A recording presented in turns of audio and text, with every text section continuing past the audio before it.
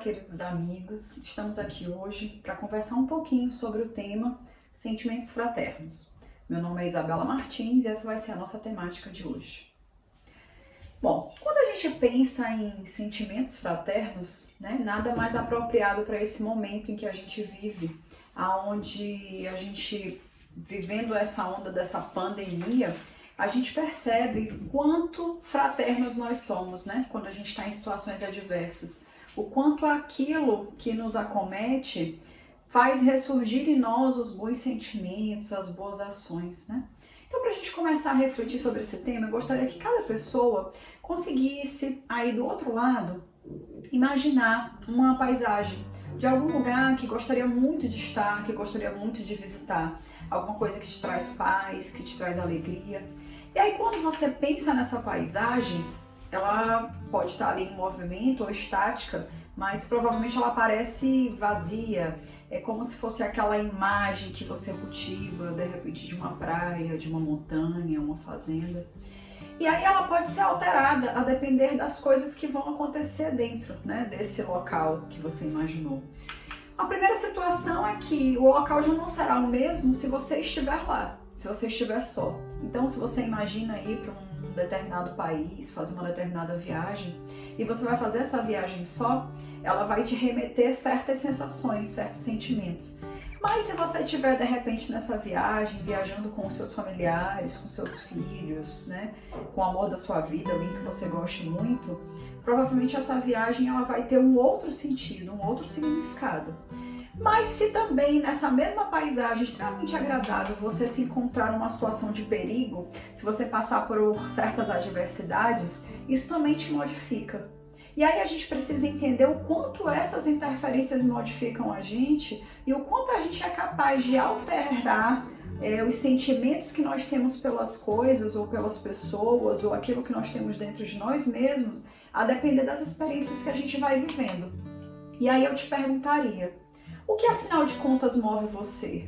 O que te traz mais satisfação? O que faz com que você tenha mais sentimentos fraternos? O que desperta em você o seu melhor?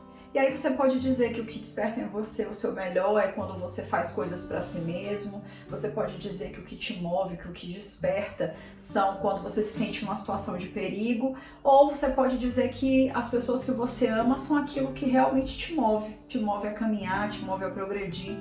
E dentro dessa situação que a gente vive hoje no mundo inteiro, onde todos estão com certo receio, com certo medo, a gente se perguntaria, o que te move? Isso te move? Porque a gente tem pessoas nas mais diversas situações hoje. A gente tem pessoas que esse medo fazem com que desperte nelas um lado melhor, que elas queiram fazer mais coisas, que elas se sintam vivas, que elas repensem a vida e falam, agora eu vou fazer diferente. Mas provavelmente também tenham pessoas que estejam nas suas casas agora, se sentindo acuadas, se sentindo derrotadas, achando que isso é o fim de tudo. Tem pessoas que estão ali buscando, batalhando, evitando qualquer tipo de contágio, porque querem preservar pessoas que amam, porque acham que ainda não está na hora, de certas coisas acontecerem. Então, várias são as questões que nos movem para lugares diferentes. E aí a gente precisa entender o que move a gente. Lá no Evangelho segundo o Espiritismo, no capítulo 11, item 8, vai falar sobre a lei de amor. E um dos trechos do Evangelho, nessa lei de amor, ele vai falar assim pra gente, que no seu ponto de partida, ou seja, naquele momento em que nós iniciamos essa nossa jornada, enquanto espíritos, o homem, ele só tem instintos. Então, quando nós estamos ali perto do começo, nós somos por instinto. Mas ele fala, mais avançado e corrompido, nós temos sensações. Então, à medida que a gente vai ali evoluindo naquela escala, de progresso dos espíritos, a gente vai deixando um pouco os instintos e vai dando lugar às sensações que nos cercam, as sensações, a gente vai percebendo melhor as coisas que estão ao nosso redor. E mais instruídos e purificados, nós temos sentimentos. Então, à medida que a gente vai evoluindo, a gente vai tendo novas percepções. A gente sai do instinto, que é aquela ação, muitas das vezes irracional, onde eu me movo porque todo mundo também está fazendo aquilo. e eu começo a perceber melhor, eu começo a sentir as coisas que estão aqui ao meu lado, eu começo a ter sensações sobre aquelas coisas. Então eu já uso um pouco do meu racional, eu já não ajo puramente por instinto, eu me deixo guiar pelas coisas que estão ao meu redor, pelas percepções que eu faço, pela leitura do que eu faço, do que está em volta de mim. E quanto mais instruído e purificado, ou seja, quando eu chegar lá mais próximo de um espírito, né, puro, eu começo a utilizar dos meus sentimentos. Porque nos sentimentos é onde as coisas estão melhor trabalhadas, onde eu consigo perceber melhor porque que eu tenho essa ou aquela atitude, né? Então a gente começa a perceber em que nível evolutivo nós estamos hoje pelos sentimentos que nós temos para com as pessoas. Se hoje, durante essa pandemia que a gente está vivendo, se eu só conseguir cultivar sentimentos fraternos por aqueles que me são próximos, então eu percebo em que nível evolutivo eu estou. Se mais próximo do começo ou se mais perto do fim.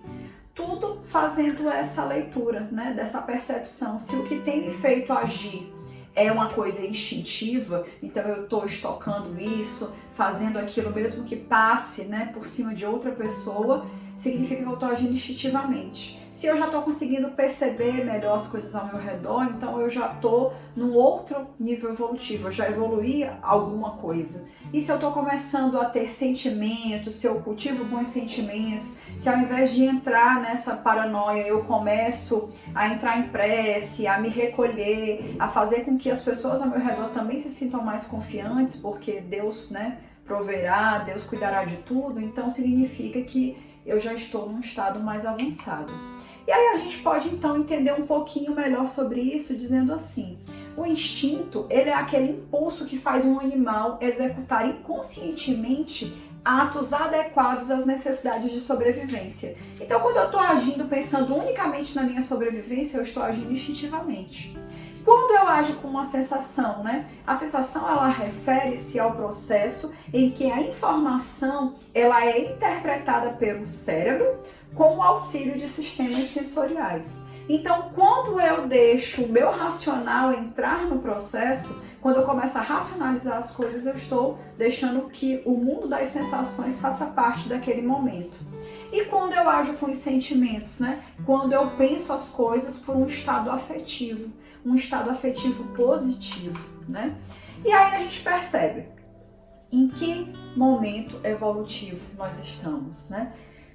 A Anete Guimarães, ela tem uma explicação que eu acho fantástica para que a gente possa entender um pouco melhor sobre o quanto essas coisas do mundo ou espirituais, elas influenciam na vida da gente.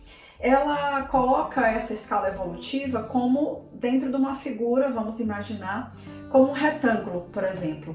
E ela fala, imaginemos um retângulo, né? Quando a gente está ali naquele retângulo, no ponto inicial, na base daquele retângulo, é aquele momento em que nós somos criados. Porque a gente lê, né, no Livro dos Espíritos que nós fomos criados como simples e ignorante. Então, naquela base em que nós fomos criados simples e ignorantes, se eu pegar e traçar uma linha reta, porque a gente sabe que o progresso e a evolução, elas são constantes, então significa que eu vou sair desse ponto e chegar nesse ponto. E imaginando que essa linha esteja colocada dentro de um retângulo, eu vejo claramente dois triângulos. E aí nessa base aqui, quando eu tô, no momento que eu sou criada simples e ignorante, eu vou perceber o quê? Que dentro desse triângulo inferior, eu tenho a influência material sobre a minha vida. E no triângulo superior, né, acima, eu tenho a influência espiritual sobre a minha vida. Quando eu sou criada simples e ignorante, o que eu percebo? Que eu tenho uma influência muito grande dessa parte material.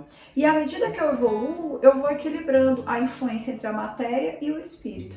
E à medida em que eu chego ali como um espírito puro, como Jesus, por exemplo, eu percebo que a influência material, ainda que esteja encarnado, é mínima, comparada à influência espiritual. Quer dizer, a pessoa já tem uma compreensão total de que é um espírito, de todas as suas potencialidades. Então, a questão espiritual, ela tem um peso muito maior do que qualquer questão material, ainda que esteja encarnado. Então, quando a gente percebe essa escala de progresso, fica claro pra gente se dar conta em que momento dessa escala eu estou, né? Ainda na lei de amor, lá no Evangelho segundo o Espiritismo, os Espíritos também vão falar pra gente assim, que aquele, pois, em que os instintos dominam, estar mais próximo do ponto de partida do que do alvo. Então, se a gente, quando parou para analisar os instintos, as sensações e os sentimentos, e dentro da situação real hoje que a gente vive, a gente achou que agiu por instinto e muitas vezes, em inúmeras situações, a gente percebe então o quê? Que a gente está mais próximo do ponto de partida do que do ponto de chegada. E eles dizem mais, para avançar em direção ao alvo, é necessário vencer os instintos em favor dos sentimentos. Então, para que a gente consiga subir nessa escala, eu preciso o quê? Vencer os meus instintos. Eu preciso começar a agir racionalmente. Eu preciso processar as coisas, ao invés de me deixar dominar pela maioria, pelas multidões, ou agir sem pensar. E aí ele diz, os instintos são a germinação e os embriões dos sentimentos. Então, o instinto é aquele nascedouro, aquela parte inicial. Mas, de fato, o que nós precisamos chegar são os sentimentos. Tanto que os centros espíritas hoje, eles têm uma proposta de estudo muito interessante chamada Educação dos Sentimentos. Por quê? Porque a gente precisa fazer nascer em nós. A gente precisa começar a superar um pouco essa questão do instinto, de agir sempre instintivamente e começar a agir mais com os sentimentos. Até porque... se nós formos fazer uma divisão a título material, né? Nem vamos falar de questões espirituais, mas a nível material, se a gente for fazer uma divisão rápida, né, do nosso cérebro, a gente vai perceber uma coisa muito interessante. O nosso cérebro, a gente poderia fazer, em uma das divisões que poderiam ser feitas, a gente poderia fazer uma divisão em 3 partes. A gente poderia dividir o cérebro em 3 partes.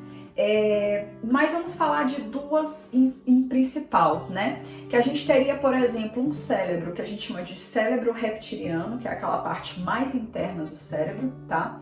E essa parte do cérebro já tem cerca de 300 milhões de anos. E ali dentro dessa parte reptiliana do cérebro é que estão processados os nossos instintos.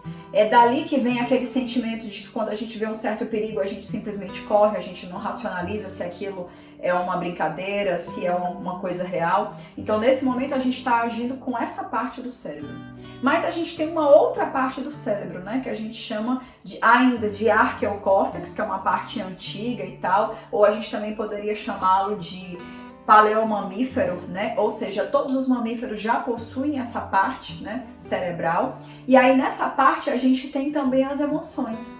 Então a gente ali, dentre os mamíferos, a gente já consegue perceber certas emoções expressadas por eles. Mas os sentimentos, verdadeiramente, né, essa razão, essa racionalização das coisas, a gente só consegue perceber nos humanos. Por quê? Porque o humano, ele desenvolveu uma parte nova do cérebro que a gente chama de neocórtex. E essa parte nova do cérebro é aquilo que nos diferencia dos animais. Por isso que o homem é tido como um ser racional, porque a racionalização ela acontece nessa área nova do cérebro, que é uma área que não foi desenvolvida, não existe ainda nos animais, mesmo nos mamíferos, e nem nos répteis, por exemplo. Então a gente vai percebendo como até materialmente nós humanos somos diferentes de outras classificações animais, né? Porque a gente é capaz de racionalizar certas coisas que eles ainda não conseguem fazer, até para uma formação material, como a gente veio falando, né? Que é essa coisa cerebral. Mas, como a gente leu anteriormente, nas próprias obras básicas, no próprio Evangelho, os Espíritos já colocam lá que a gente vai precisar ir superando as fases para ir buscando essa evolução. O Haroldo, ele tem uma frase que eu gosto muito, que ele diz assim numa determinada palestra, que o sentimento, ele esculpe, ele plasma, molda e dirige o nosso pensamento e as nossas ideias. Olha só que interessante, a gente fala, né, dentro da doutrina, olha, nós entendemos que nós somos espíritos, né, que nós estamos aqui para progredir, para crescer, para evoluir. E aí a gente percebe o quê? Que muitas das vezes a gente não age como quem de fato acredita nisso. Porque aqui o Haroldo vai chamar a gente a atenção para uma coisa. Olha, o sentimento, ou seja, aquilo que eu estou nutrindo dentro de mim por alguém, por algo, ele esculpe, ele plasma, molda, dirige o nosso pensamento e as nossas ideias. Então aquele sentimento que eu estou nutrindo, por exemplo, de ódio ou de amor por alguém, é uma coisa que em algum momento isso vai se plasmar. Aquilo vai se fixar no nosso pensamento e nas nossas ideias, e isso vai gerar enormes consequências, positivas ou negativas, a depender do sentimento que eu estou gerando. Né? E aí ele diz assim: ninguém planeja um crime sem antes alimentar sentimentos de ódio. Então, quando a gente está já executando uma ação, significa que antes ela já foi ali, alimentada dentro de nós, né? Às vezes a gente fala assim, não, mas eu agi no impulso, por instinto. Mas muito provavelmente, há muito tempo você já vinha nutrindo aquele sentimento de você, aquele desgosto por outra pessoa, aquela antipatia ou a reprovação de um determinado comportamento. Então, eram coisas que você não conseguia admitir. E aí você foi guardando aquilo até que de repente aquela pessoa fez algo a você e você, no supetão, quer dizer, a gente acha que foi de uma hora para outra, mas quando a gente vai racionalizar, provavelmente aquelas atitudes e aqueles comportamentos daquela pessoa era algo que a gente já repreendia de muito e muito tempo. Então a gente percebe que o sentimento, ele é o carro-chefe que conduz as nossas ações. Então, todas as ações que eu tenho, elas são geradas por um sentimento que foi nutrido ali. Então, quando eu consigo ter um sentimento de compaixão, quando eu alimentei aquilo. Tem uma coisa muito interessante que, se a gente parar para pensar, é uma verdade absoluta mesmo. Que é assim, às vezes a gente diz assim, se eu ganhasse na Mega Sena, né, o que você faria? Quase que 100% ou muitas pessoas, dentre muitas coisas que diriam, compraria isso, adquiriria isso, aquilo, mas a grande maioria das pessoas, acredito eu, falariam alguma coisa no sentido de ajudar o próximo, doar alguma coisa para uma instituição, abrir um asilo e tal. Então eu já ouvi muitas pessoas falarem assim, eu gosto muito de idosos. Se eu ganhasse na Mega Sena, abriria um asilo. Eu faria um orfanato porque eu gosto de trabalhar com crianças. Mas a verdade é, se você não faz isso com o pouco que você tem, tudo indica que você não vai fazer com muito. Porque não é a questão da falta de dinheiro, é da falta de vontade, muito provavelmente, de você se envolver naquele trabalho. Porque quando a gente quer mesmo, a gente vai lá sem levar nenhum centavo, mas a gente vai e leva a boa ação.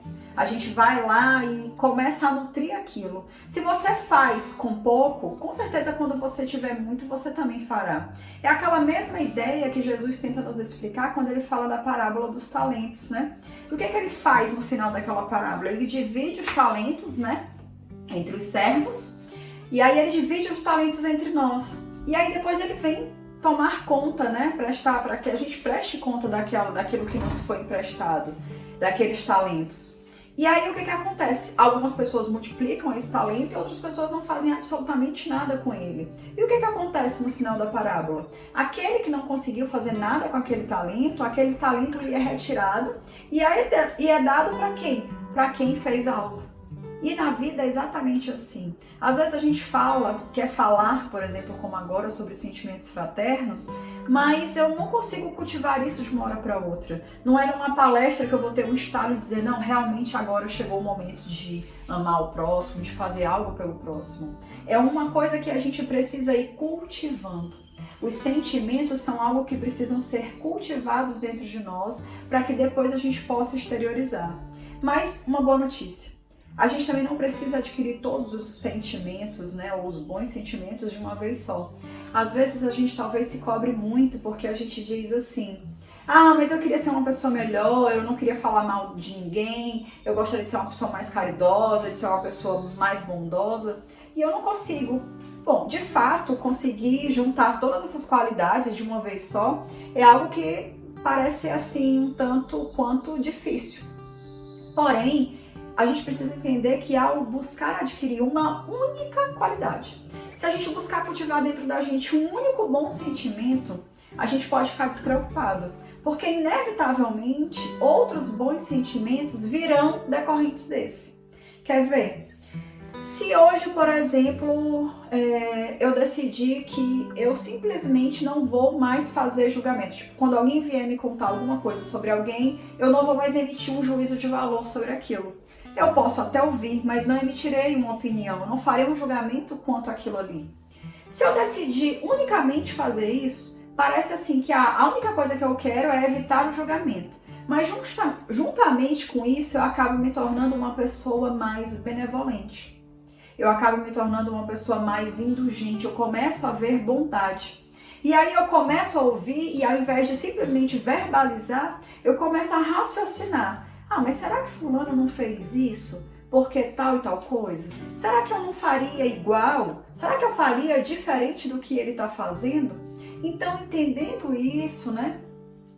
Toda essa situação que se passa, a gente começa a se tornar uma pessoa diferente. E tudo a partir da decisão de mudar ou de cultivar um único bom sentimento.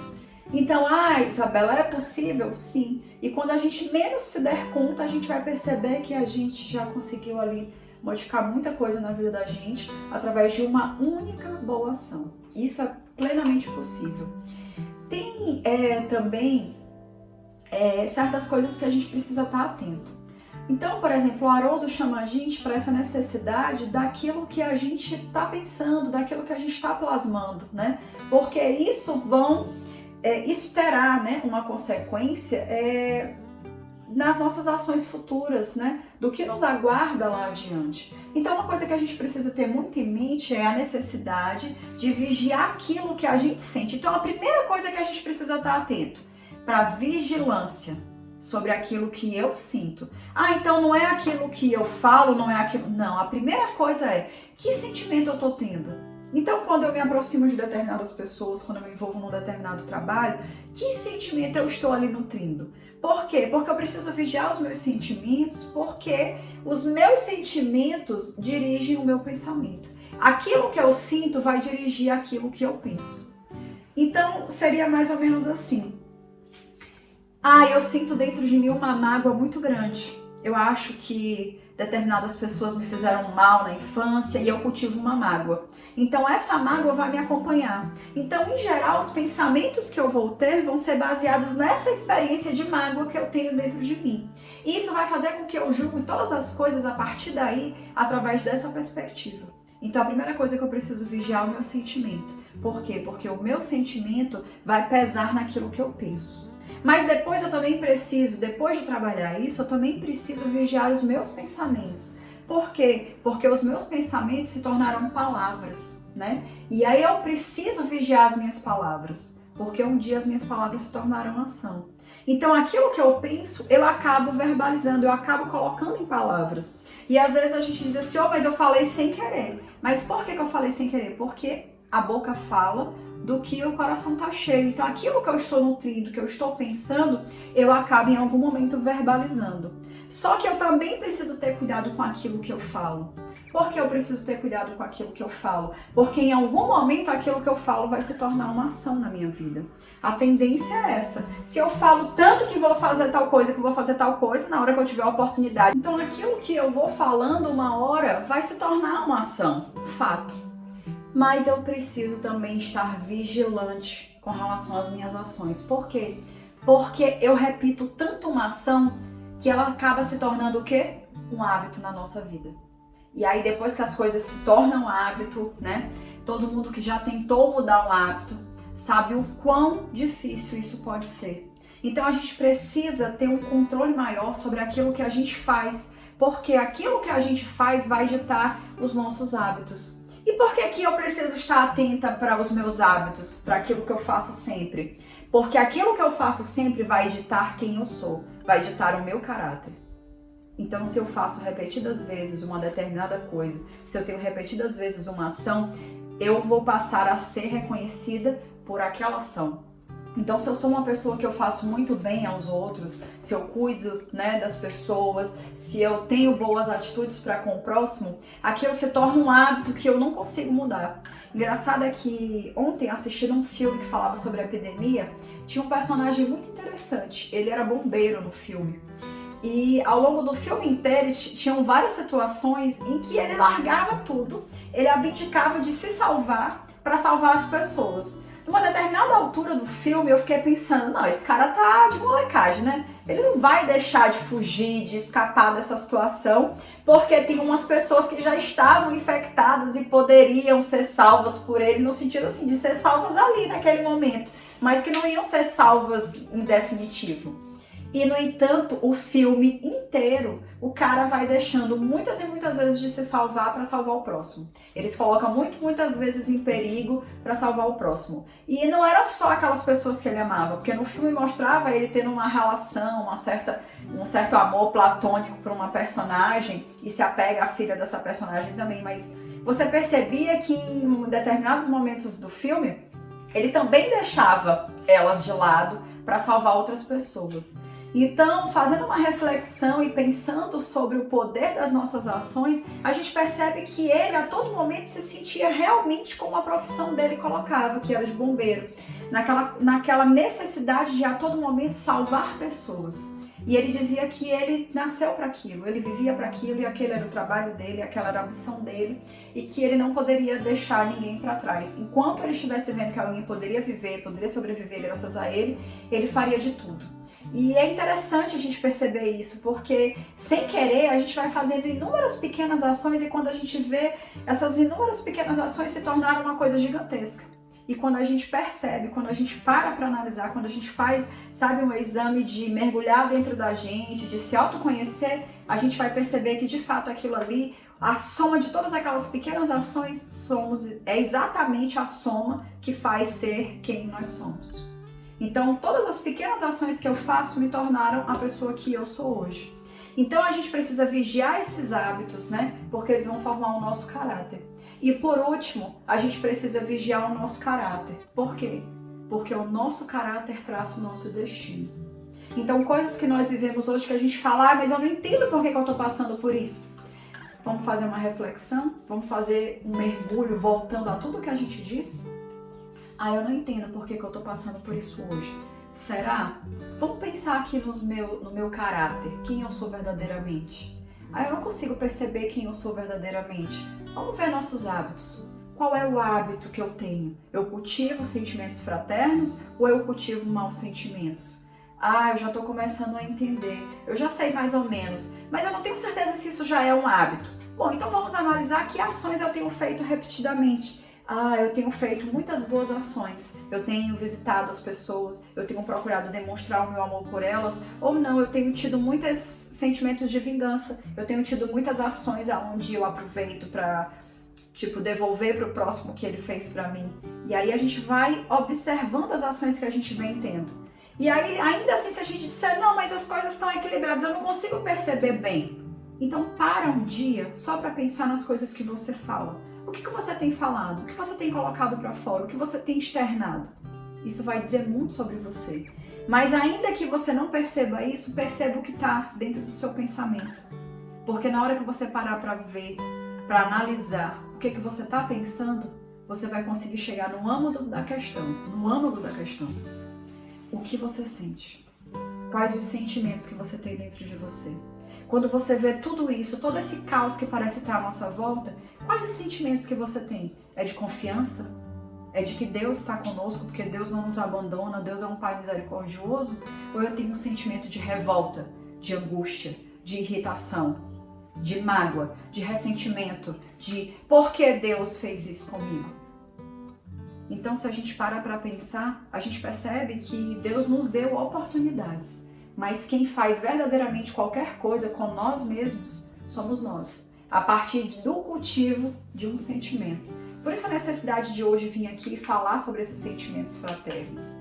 E aí então, para a gente exemplificar isso, né, como as palavras elas têm um poder e podem nos atingir de formas mais diversas, no livro do Marcel Souto-Maior, contando a biografia sobre o Chico, né, as vidas de Chico, tem uma história muito engraçada em que ele relata que certa vez o Chico fez um atendimento na noite anterior e tinha atendido a vizinha dele.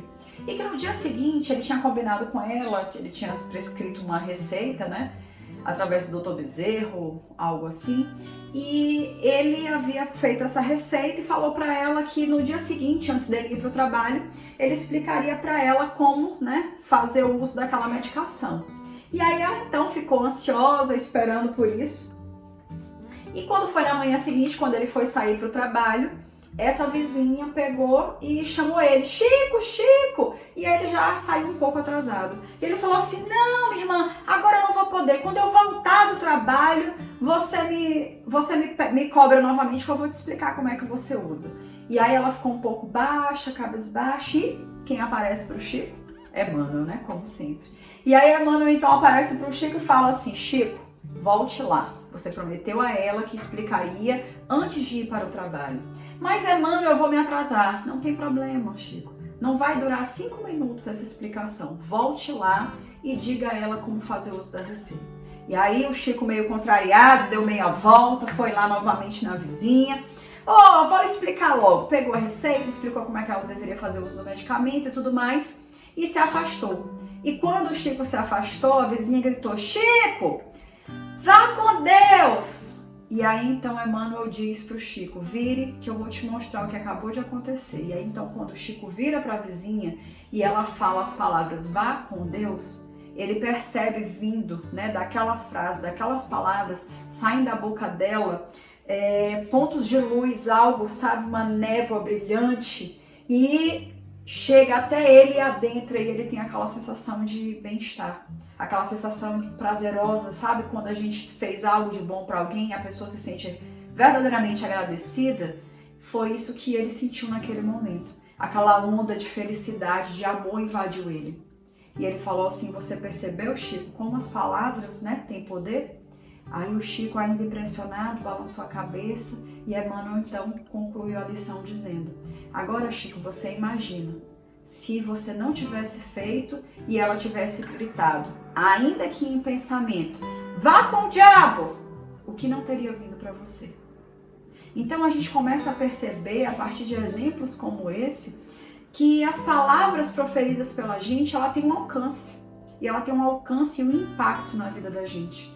Por isso que todas as vezes em que a gente for capaz de fazer, de ter uma boa ação, a gente nunca deve desperdiçar uma oportunidade. E por isso que o Livro dos Espíritos também nos lembra que todas as vezes em que nós deixarmos de fazer o bem, nós já estaremos fazendo o mal.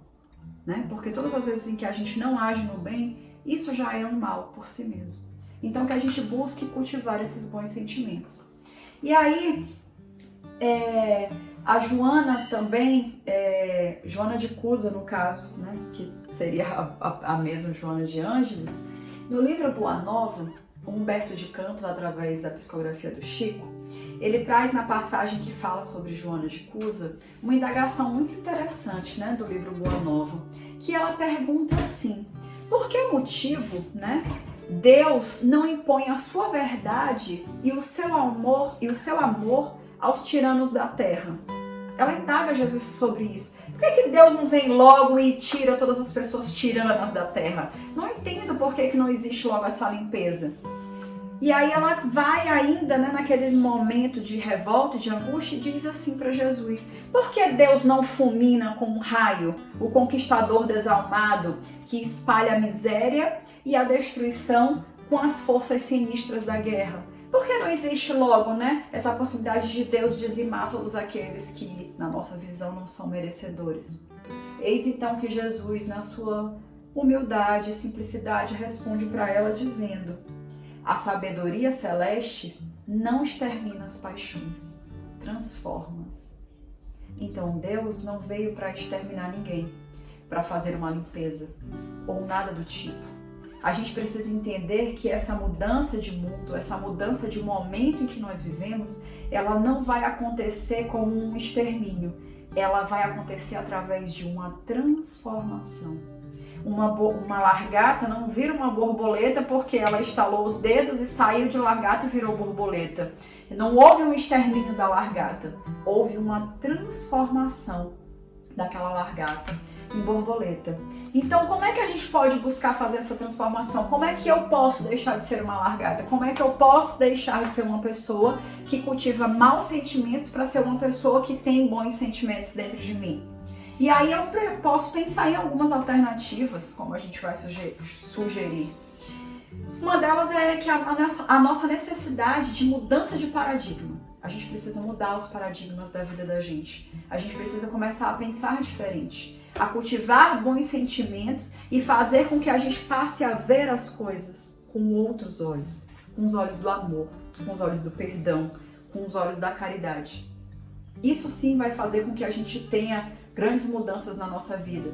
Então, ao invés de ouvir algo sobre alguém e já fazer um julgamento perverso, vamos dar a oportunidade de pensar que não, mas essa pessoa fez isso por outra coisa, e vamos imaginar ou cultivar bons sentimentos. Porque uma hora isso será o mundo que a gente vive. Outra coisa, trabalhar em nós a nossa autoestima. Muitas das vezes, essa incapacidade que a gente tem de ter bons sentimentos pelas pessoas, elas acontecem simplesmente porque nós não temos bons sentimentos para com nós mesmos. Muitas vezes nós não conseguimos amar ninguém porque a gente simplesmente não se ama. Para algumas pessoas isso é algo muito difícil. Se olhar no espelho e se achar bonito, se olhar no espelho e conseguir ver boas ações ali, para algumas pessoas é simplesmente difícil. Mas se a gente busca trabalhar isso, se a gente busca se amar, saber que, olha, eu não fiz o que era perfeito, mas eu fiz o melhor que eu podia fazer. Eu sou hoje a melhor versão de mim mesma. Então eu consigo reconhecer pequenas vitórias. E é importante que a gente faça isso. É importante trabalhar essa nossa autoestima. É importante também, sabe o quê? A gente cultivar empatia pelas pessoas. A gente conseguir se colocar no lugar do outro. Então, ao invés de fazer uma condenação, a gente vai e se coloca lá naquela situação e fala, se eu estivesse lá, será que eu teria feito diferente? Mesmo quando a gente tem o pior sentimento, eu digo, não, eu jamais faria isso. E aí eu pergunto novamente, será? Por exemplo, quando a gente teve, alguns anos atrás, inúmeros casos de corrupções gigantescas e tal, e que a gente tem, na verdade, até hoje, a todo momento, isso eclode, né, na imprensa. Então a gente percebe o quê? Que aquilo ali causa um sentimento de revolta, de tristeza, e a gente fica muito chateado de ver essas coisas. Mas eu te perguntaria, nas pequenas coisas você é honesto? E em tempos de pandemia, por exemplo, eu vi circular vídeos onde as pessoas simplesmente iam num atendimento numa empresa e tinha um álcool em gel assim em cima, e a pessoa, uma pessoa que tinha dinheiro, estava de carro e tudo, pegou o álcool em gel como quem não quer nada e botou dentro da bolsa. E aí eu te perguntaria, que moral nós teríamos se nós fôssemos essa pessoa para falar sobre alguém que roubou merenda escolar? Nenhuma. Porque apesar de serem roubos diferentes, mas todos são a mesma ação, a mesma atitude. Talvez então eu não roube a merenda porque não tive a oportunidade, não estou no poder, não exerço um cargo público. Então a gente precisa começar a perceber quem nós somos nas menores atitudes. Então numa situação de crise eu percebo como eu ajo, como eu me comporto, e isso vai ditar quem eu sou verdadeiramente. E acima de tudo isso, outra coisa que pode nos auxiliar muito nesse momento e em todos é a prece. Porque a prece é aquele momento que nós temos para conversar com Deus, para estar com Deus. E nesse momento nós poderemos nos abrir, nós poderemos pedir ajuda, nós poderemos recorrer a alguém que pode verdadeiramente, a algo que pode verdadeiramente nos ajudar. Então a prece, ela é em tudo um poderoso auxílio para a gente. Que a gente possa entender que é necessário cultivar bons sentimentos, que a gente precisa ter sentimentos fraternos para com as pessoas, e a gente precisa começar isso agora. Para a gente finalizar, essa nossa fala, eu queria fazer a leitura do último parágrafo do livro Pão Nosso, Psicografia do Chico pelo Espírito Emmanuel, que no capítulo 10 dessa obra ele vai falar justamente sobre a nossa temática, sentimentos fraternos. E no último parágrafo desse capítulo, ele diz assim: quando se verifique a invasão da desarmonia nos institutos do bem, que os agentes humanos causem a si mesmos pela defecção nos compromissos assumidos ou pela indiferença ao ato de servir, e que ninguém peça ao céu determinadas receitas de fraternidade, porque a fórmula sagrada e imutável permanece conosco na frase em que Jesus disse: amai-vos uns aos outros. Essa é a única receita para que a gente possa verdadeiramente ter sentimentos fraternos uns para com os outros. E isso é tudo que a gente precisa, num momento de crise ou não. É isso que a gente realmente precisa aprender e a gente está sendo testado agora. Então, aproveitemos essa oportunidade. Obrigada a quem nos acompanhou até aqui. Até a próxima.